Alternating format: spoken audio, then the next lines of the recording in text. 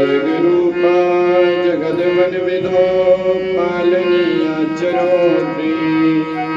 संहारे चाप्यस्यां जगदिदमखिलं क्रीडनं या पराख्या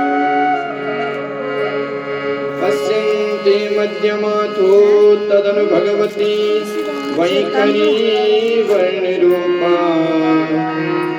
सास्मदिवाचं प्रसन्ना विधिहरिगिरीशा राधिकानं करोतु संवर्णासन संस्थितां प्रणयनां पीतां सुकोल्लासिनीं हेमाभाङ्गरुचि शशाङ्कमुकुटां सञ्चम्पकास्त्रागताम्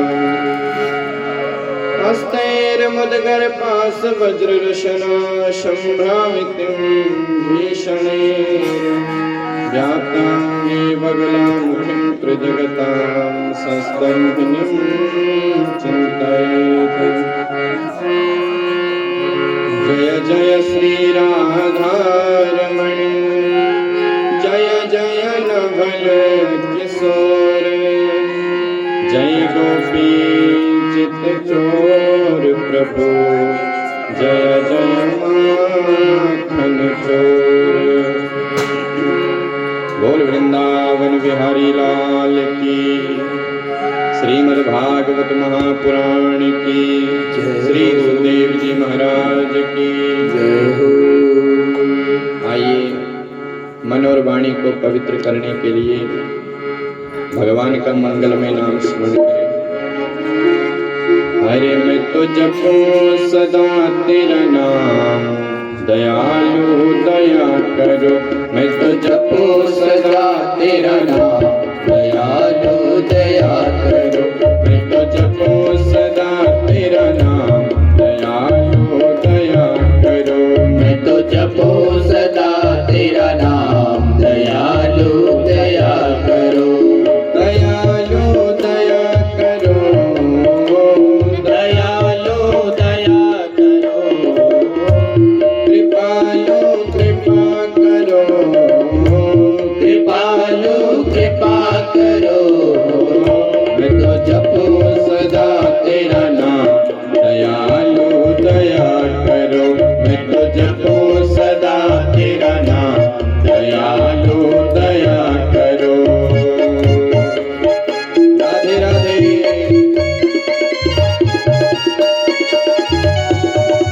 श्री राधे।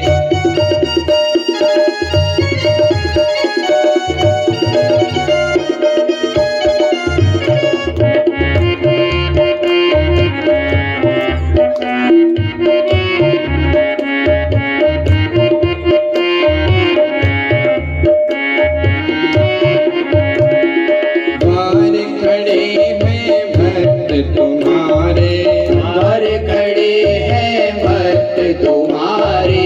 अपनी दया के खोलो द्वारे, अपनी दया के खोलो द्वारे। द्वार खड़े हैं भक्त तुम्हारे, द्वार खड़े हैं भक्त तुम्हारे। अपनी दया के खोलो द्वारे, अपनी दया के खोलो द्वारे। पूर्ण हो सबका दयालु दया करो। पूर्ण हो सबका दयालु दया करो। मैं तो जपूं सदा तेरा नाम दयालु दया करो। मैं तो जपूं सदा तेरा नाम दयालु दया करो।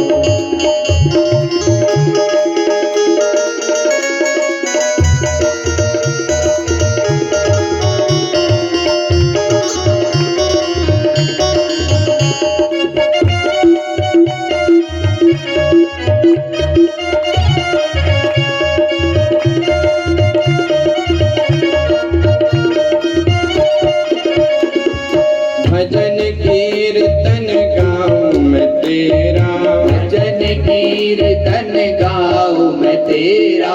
भजन कीर्तन गाऊं मैं तेरा, भजन कीर्तन गाऊं मैं तेरा।